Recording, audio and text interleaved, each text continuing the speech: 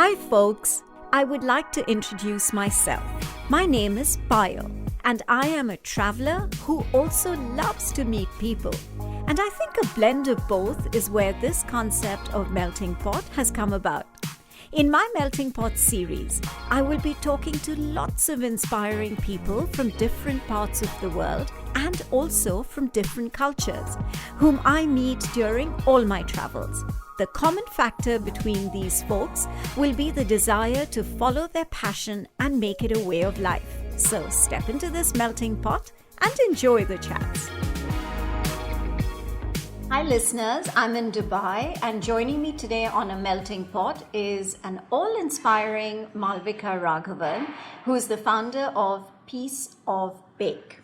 Now, Peace is spelled P-E-A-C-E and not P-I-E-C-E, so I'd like to know why from her when we start our conversation. So thank you so much, Malavika, for talking to me today. I'd love to hear all about your journey from being in the corporate world, I understand, for 9 years, to now an entrepreneur who's following her dreams. Like, I can say the same about me as well. So over to you, Malavika. Hi, so good afternoon, Payal. Okay. It's lovely to meet you. And it's funny. I mean, I've never really had to explain P-E-A-C-E before. But it came about, I would say, I'd quit the corporate world about 4 or 5 years ago. Okay. And I had reached a point where I was really fed up. I'd spent about 9 years working in marketing of food. Okay. I was in FMCG companies, global FMCG companies here in the Middle East. And I had reached a point where I was just creatively starved. I could have been marketing any product. It really didn't matter. But there was something about food that kept me going because I'd clearly been in this industry for about 9 years. Right. And it's all I really knew. You were always... I mean, I was in electronics for like a tiny bit, like at the start of my career. Okay. But I would just say that's an aberration. Like most of the time, I was just food. Okay. And there was something about food that just that I knew how to do, that I knew how to do well. So I enjoyed the marketing side of it, but it got to a point where it was a bit boring and I felt creatively stifled in the sense that I could have been marketing any product, I could have been selling anything, and I missed the ability to create something by hand. Yeah. And my parents, so my dad's an engineer, my mom's an artist, and nice. She was she's a textile visual artist, textile designer. Okay. And I've always been drawn to the creative arts, right. And I never knew it would come out in food. And I thought at some point I wanted to be a writer, that I would want to be a visual artist. And at that time that I was contemplating taking a break from my corporate career, I thought maybe I'd go back to art school. I was quite undecided about what I would do in the future at that point. Right. But I knew that somehow I needed to bring it back to food. And that's when I took a break from my corporate life. Yeah. I decided to go to culinary school in my 30s. Okay. So I was one of the older ones in my class. I had 18-year-olds, 19-year-olds in class with me. I think it doesn't matter because you can learn at whatever stage so in your life. I learned a lot. I mean, I agree. It was such a turning point in my career because this was around the time where much later on, I decided that I would use cakes or food or however I wanted this food journey to go as a canvas to be able to storytell and use and explore the creative journey of food in that way. Right. But I realized that there were a lot of limitations that came with that. When you're a woman in your 30s, gone to culinary school and want to make it in a commercial pastry kitchen, right.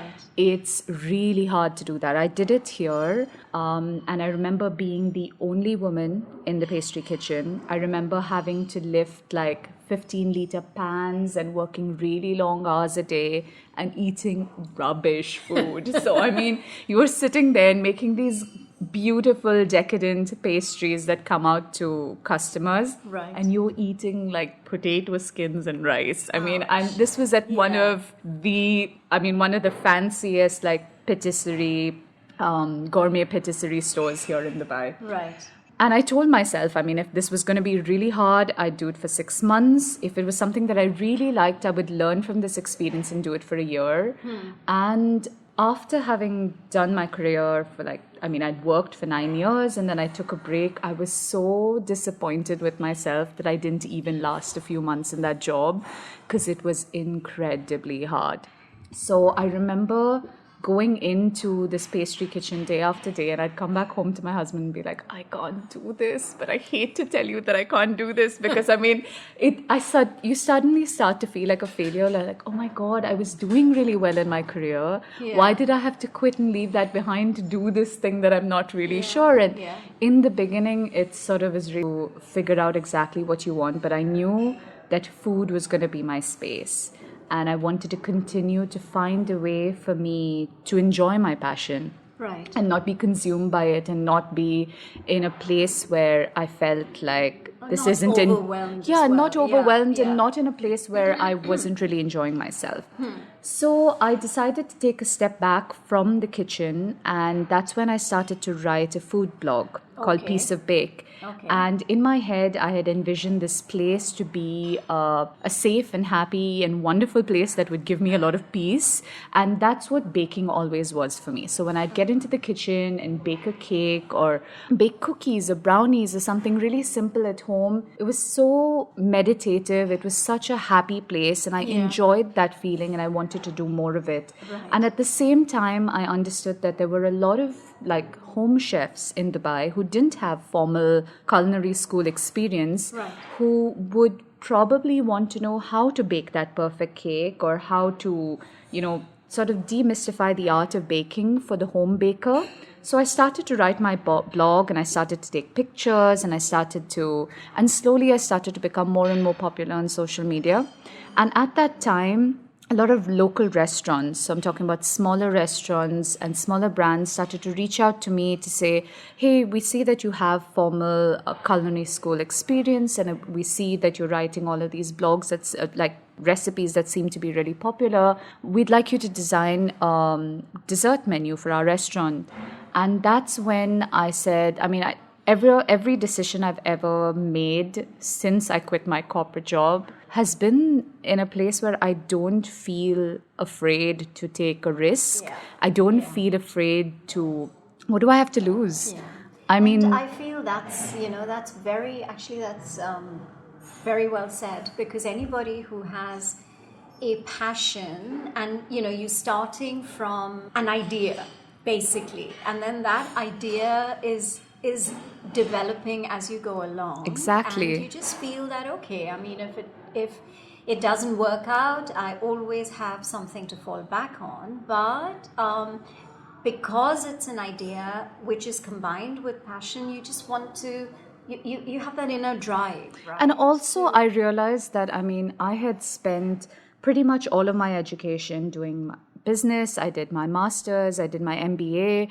I'd always been in marketing. And then if in my head I decided if I were to fail in my career after having done all of this, I think I would have felt really bad. But I knew I was like the new kid on the block. Yeah. And I knew that it would be something, this whole process, I would learn through it. Yeah. And I allowed myself the ability to make mistakes, to figure things out as I go, and be aware that there might be opportunities that come up that could potentially shift your career in a new direction. Yeah. And it might be something that I might end up liking. Yeah. So I started to do... So it's all very experimental, right? Exactly. And it's a fantastic way I enjoy learning like that.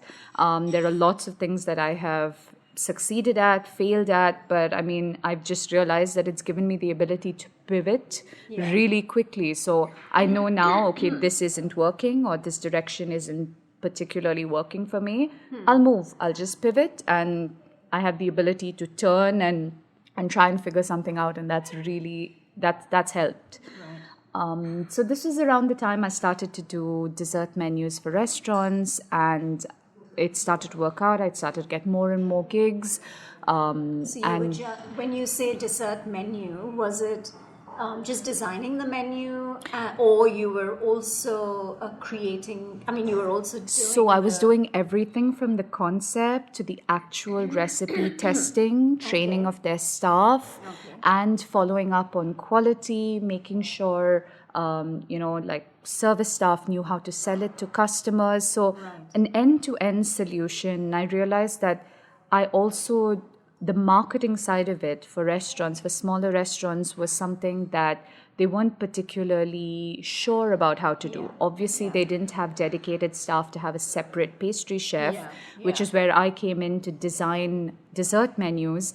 But they also didn't know how to, for example, do food photography or present things on a menu or what kind of flavors.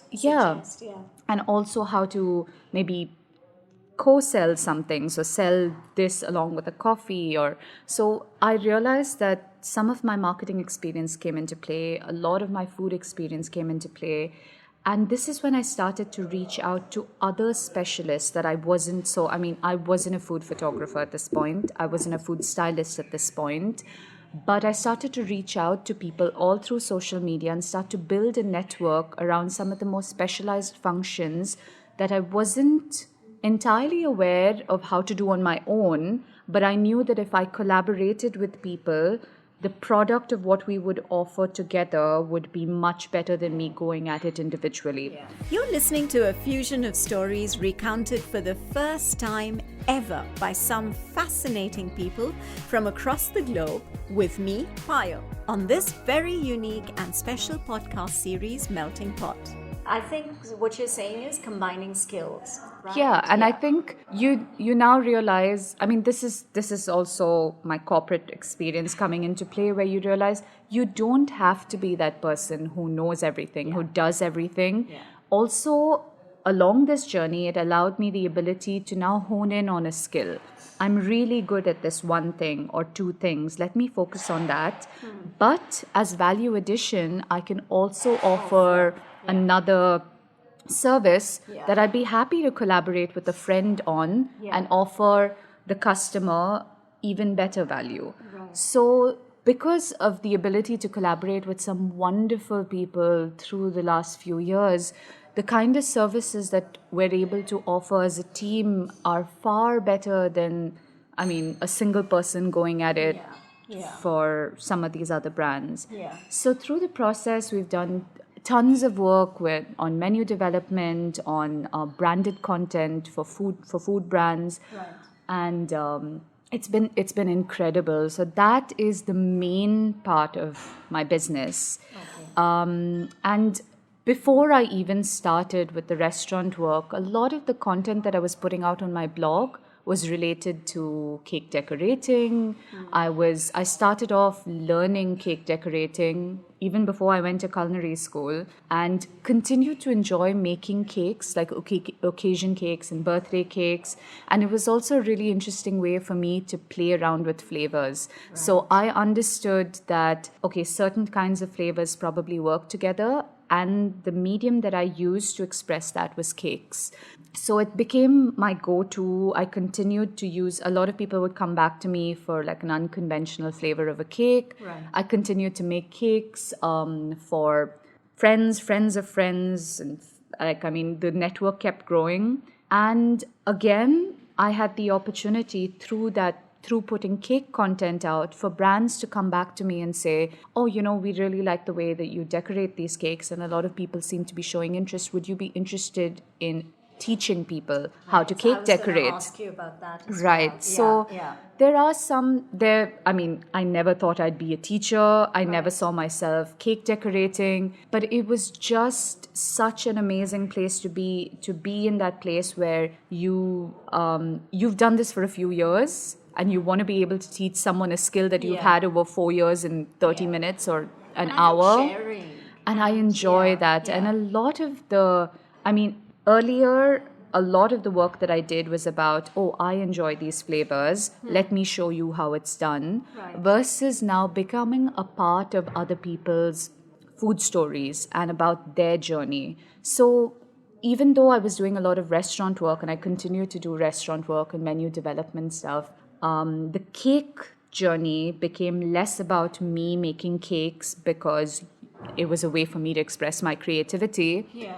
I wanted that to become an inclusive process where I teach you how to decorate a cake if you have an interest in it, of course. Right. And then you can take that to your friends and family. I mean, you don't need to make a commercial business out of it, but it's still that personal touch that continues to grow. And I think I like the idea of being a part of someone else's food story, about being a part of someone else's kitchen. I don't necessarily have to be there to do it.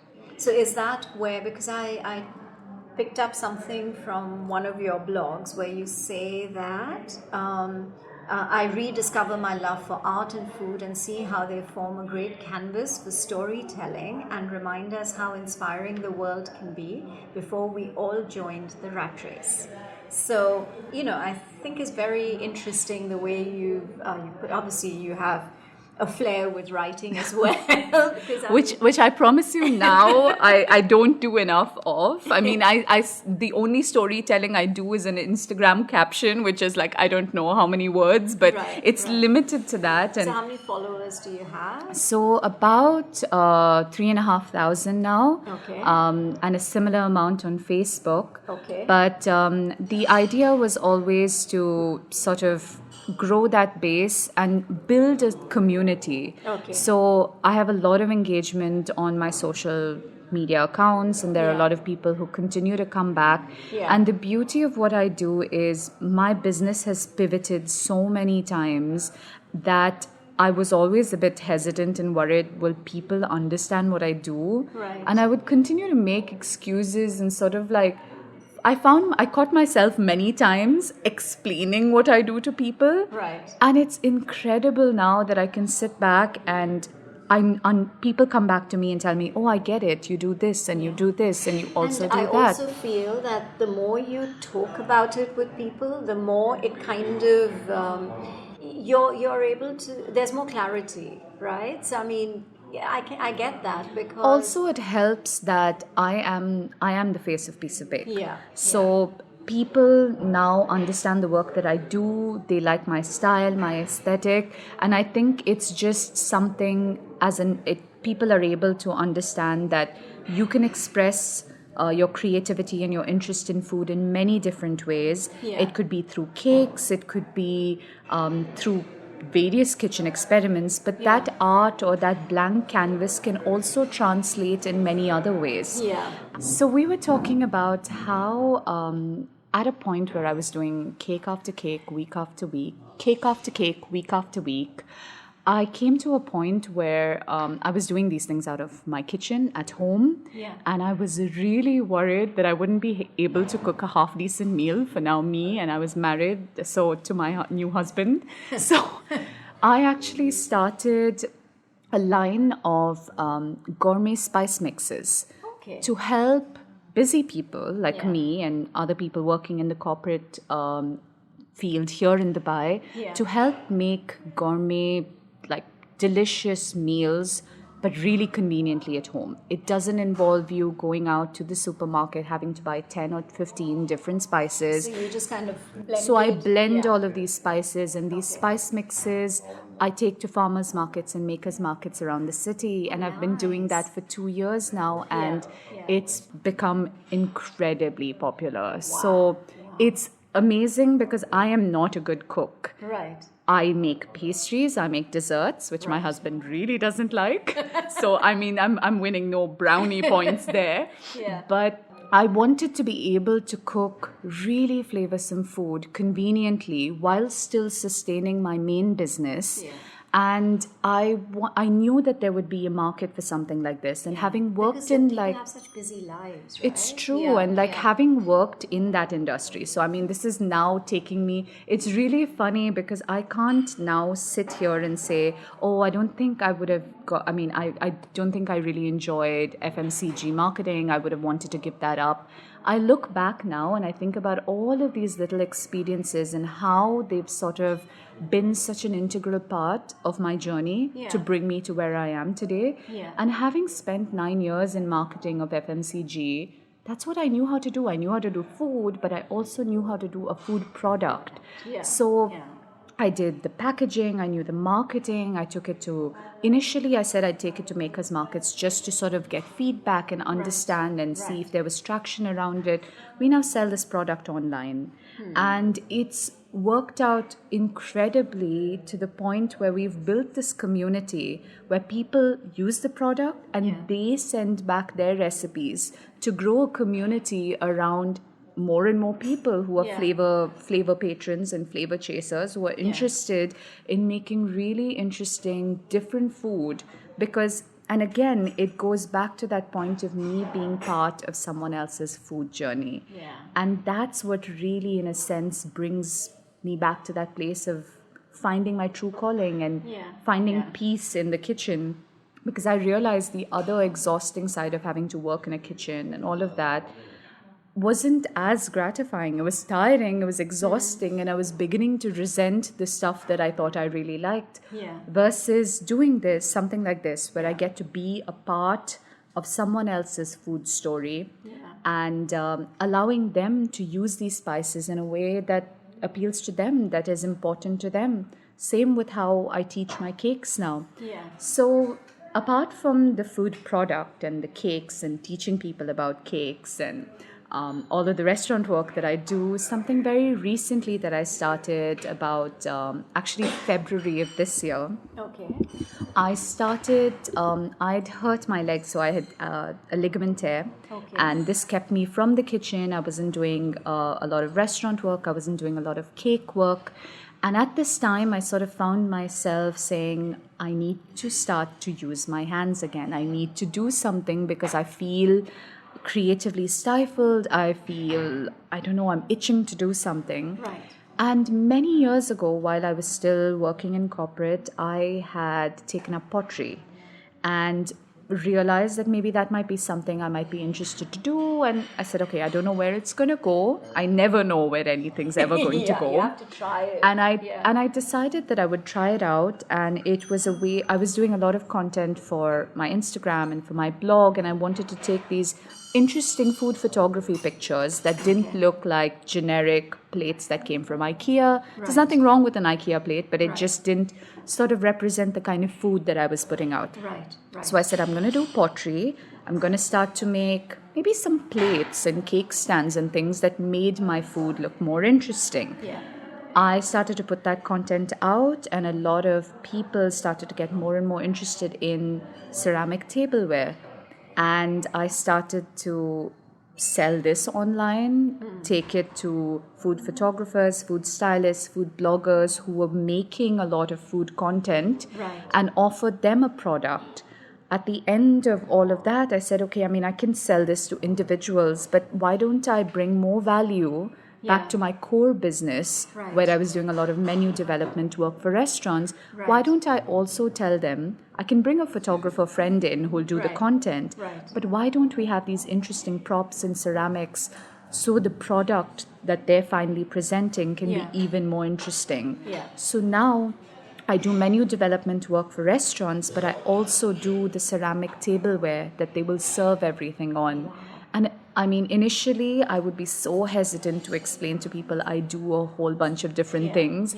But it's been incredible. And I think it's all linked, right? You're listening to a fusion of stories recounted for the first time ever by some fascinating people from across the globe with me, Payal, on this very unique and special podcast series, Melting Pot. Yeah, and I mean, that's what I... But for you as one person to be... to be kind of bringing it all together, which is what is very inspiring. And I enjoy the harmony of that. I mean, there are some parts of my business that I do less of now. And for example, I'm baking fewer and fewer occasion cakes. And I've started to put out the notion that every part of my business has to be relevant and of interest to me. I'm not going to do something just because I'm not going to do it for the money. I'm not going to do it just because it's of interest to somebody. If I'm going to put in that time and effort, I want it to make sense for me. That has to come from within as well, right? And a lot of And initially, Piece of Bake started with artisanal bakes, cakes, and spice mixes. Right. And the big play on words, in a sense, was art. Right. Because I wanted it to be about art. I wanted it to be different in terms of the cake, in terms of the taste, the presentation, how we would plate things at, desserts for restaurants. But then I realized that the journey had more to do with discovering or unearthing. Now that the line that we use to explain what I do to people is I try and unearth culinary wonders from both the kiln and the kitchen and use that as a canvas for storytelling. So whether it's the ingredients that you use in the cake that you're baking or the way that you will finally plate it on that dish that I've made, that is how the whole story is sort of evolved. From a place of just being baking cakes is of interest to me and it gives me peace. Piece of Bake now It's more holistic. It has a much more holistic view and encompasses different product lines and different services. But at the heart of it is really someone who is so passionate about food and really cares about how things are presented. And I understand more and more people are interested in seeing food like that. It's no longer just about a product that tastes good. You also need it to look good because you're in an Instagram, social media sort of day and age where everyone judges you by the pictures that you put out. And whether you're a pastry chef or a food blogger or a food stylist or even an independent chef or a restaurant, your food can taste good, but the way you get people to come there is through that photograph or through the props that you use or the ceramic tableware that you use that is completely different from what other people are sort of, putting out there, because there are a dime a dozen like pastry chefs and there are once in Dubai, that's the thing about the culture here. It is a bit of a borrowed culture because we have some of the best restaurants that we have here continue to be restaurants that are not homegrown. We do have some, but a lot of them are concept restaurants from other parts of the world. And, when someone declares somewhere in Australia or in the US or in the UK that salted caramel is the flavor of the year, every restaurant and cafe wants to do something with salted caramel. So I will have requests coming in for, we'd like to include a new menu item on our dessert menu, but it has to have salted caramel. And then it's a bit limiting in that sense that, you definitely have to think about this one thing. But the more, Dubai is now becoming more and more receptive to newer concepts, to homegrown businesses, to something that's a bit niche and unique. And I've met Dubai Design Week was a couple of weeks ago here in Dubai, and it's incredible how many multidisciplinary artists and talent that you have right here in Dubai who are doing things in food, who are doing things in art and craft and varied businesses. And now they're showcasing it as well. And they're showcasing and it's it's definitely world class. It's completely different from the Dubai that I knew of when I was working in corporate. I may have probably been one of those people who continued to judge Dubai for the fact that it had no culture.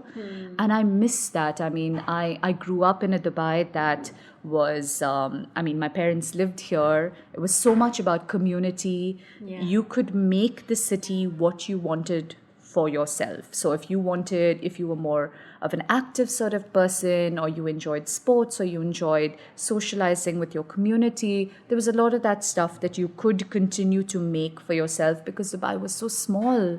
There was nothing, so you had to make it for yourself. And then the city grew exponentially to a point where I felt very detached from it. When I came back to Dubai, where did you come back from? So I grew up here in Dubai in Abu Dhabi, and I moved back to India when I was in high school. So I studied in India for about 12 years. I did high school, I did my bachelor's, I did my master's, and moved back to Dubai for my first job. And when I moved here in my early 20s, and I remember I didn't know a lot of people. The city felt strangely alien. It had grown up too fast, too quickly. And I found myself very detached. I wasn't sure how to make friends. I wasn't sure. There weren't a lot of opportunities when you're working in corporate as well to have time as well as the opportunity to figure out what your interests and talents and what were.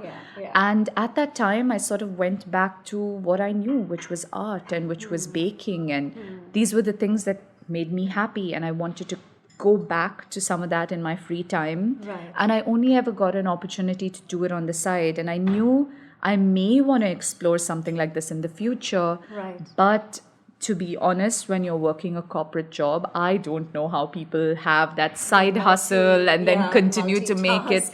I really couldn't. So when I broke free from that, I decided that either I was going to go away to a new place because I've been here now 22 years, and I promise you there have been so many times where I'm just itching to leave, to go to a new place for a new adventure. And that's the kind of person that I am. I get very restless in one place for a long period of time. No, that's me. I get very restless if I'm in one place for like 3 weeks. For 3 weeks? Okay, no, we're talking about years here. No, I just need to get up and go and then come back again, and sort of reset, right? Yeah, it just kind of, gives you a different...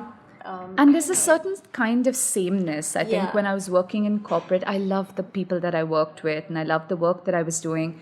But there was just a routine to it. And I don't deal well in routine. I mean, I don't feel my creative best. I don't feel I'm able to give my best. I'm not taking initiative. I just sort of feel like, enough, this is enough, and I hate having to live in that space where it's good enough because I feel like I can do more, but everyone around you doesn't need more. So it's okay. You can dumb it down. You don't need to do more. So I was at a crossroads when I was leaving, like thinking about leaving my corporate life behind. I was like, maybe I should just go back to India, or maybe try and start something new. And life took a very different turn. That's the time I started to date my now husband, and I said, oh, maybe I'll just stay. And then I was like, oh my God, I'm going to stay for a boy. Who am I? And one thing led to another, and suddenly this place started to feel like home. And a lot of things, I mean, not a lot had changed physically in terms of I was still working a corporate job. I still had my regular group of friends, but something about my mindset changed. It just shifted, and I said, you know what? I can make that change right here. I don't need to feel like I have to escape and run away from here. And that's when I started to decide that if I made Dubai home, I would make some changes about the way I lived, about the kind of work that I was putting out there, the kind of clients and initiatives I would attract to myself to make me happy. Which would and also meet different kinds of people. Exactly. And it's been incredibly rewarding to be in this space where I've continued to learn and grow, and my career is completely pivoted. Like, I mean, I can meet someone a couple of months from now and be like, oh, you aren't doing that anymore. I'm like, oh, no. And I don't feel like I need to apologize for it because, and it's been incredibly humbling and incredibly rewarding. A lot of the work I've done, some of them have failed, but a lot of the things that I do have actually succeeded, which has been fantastic. I've had clients that have come back. They want to do new menus, bigger menus. They've started new restaurants, and I continue to do work there. And it's been incredible. That's absolutely awesome. It's been so nice talking to you. Thank you. Really, I mean, even though I'm jet lagged. But I think this conversation has kind of made me forget my jet lag. I've really enjoyed talking to you. Thank you. And I wish you luck with everything else that you're doing. Thank you so much. And, and obviously we'll be in touch. Of course. And do keep me updated. I will. And I hope you get to see more of this side of Dubai when you're here. Oh, absolutely. Because, I mean, Dubai is not just sort of like the flashy cars and honestly, the fanciness. I've been to Dubai several times, and I do know of the Dubai what you mentioned. Correct, like back in the 90s. In the 90s, when it was like a community, there weren't that many people, to what it has grown to now with, the way it's expanding and, all these. When I was driving from the airport to the hotel and I looked at all these high-rise, every time I come to Dubai, I see something new. And they look like Lego blocks anyways. So, I had an uncle who came in from London a few years ago, and he's like, "Oh my God, it looks like Star Wars here! Like, what are these things?" And I mean, we have dusty skies in Dubai all the time. Futuristic buildings, and so no, absolutely. And I made a new friend. Well, thank you very much. Thank you so much. It was lovely to meet you. Likewise, thank you. Despite my jet lag, I absolutely had to meet Malavika on this flying visit to Dubai, and I'm so happy that I did. It's really fascinating to hear her talk about her ever-evolving search for new ways in which to enhance herself. And a marketing background has definitely helped her in reaching out to lots and lots more people. From baking artisanal cakes to designing dessert menus for restaurants to even making spice mixes to now ceramics. I wonder what's next to Malavika. Seriously, she reminds me of me. I wish her all the success with Piece of Bake. Do check out her Instagram and Facebook pages and also her blogs and whichever other social media you can find her on. And do continue to support me as well. Until the next episode, this is Payal signing off.